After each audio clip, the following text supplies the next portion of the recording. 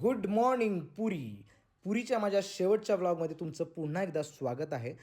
हा शेवटचा दिवस होता आमचा पुरीमधला, त्यामुळे शेवटचा व्लॉग आहे हा. दुपारी आम्ही दर्शनाला जाणार होतो, पण त्यात पूर्वी तिथली जी काही मंदिरं आहेत छोटी छोटी त्यांचं दर्शन घ्यायचं होतं.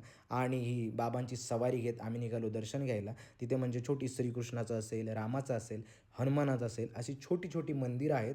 त्यांचं दर्शन घ्यायचं होतं आम्हाला. त्याच्यानंतर आम्ही गेलो ओंकारेश्वर मंदिर. हे ओंकारेश्वर मंदिर खूपच फेमस आहे, कारण इथं महादेवाच्या जवळजवळ 108 पिंडी आहेत. म्हणजे महादेवाचे जेवढे अवतार असतील त्यांच्या नावाने या पिंडी आहेत. हे चाक आहे आपली जी जगन्नाथपुरीची यात्रा आहे त्यांच्या यात्रेतलं, म्हणजे जो रथ आहे त्याचं चाक आहे. आमच्या बाबांना करायचं होतं रसपान, म्हणून उसाचा रस घेतला आणि त्यांना एनर्जी दिली. संध्याकाळी 4-4:30 वाजता हा ध्वजसोहळा असतो, तो ध्वजसोहळा पाहायला गेलो.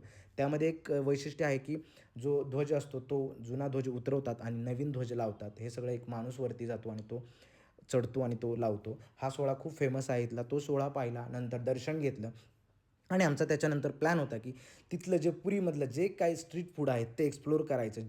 म्हणजे काहीच सोडायचं नाही असा प्लॅन होता. सो सगळं आम्ही चाट असेल, म्हणजे भेळपुरी असेल, सगळंच काही ठेवलं नाही. ही आम्हाला भेटली कांदा भजी. जगात जर्मनी, भारतात परभणी असं म्हणत परभणीचे फॅन भेटले.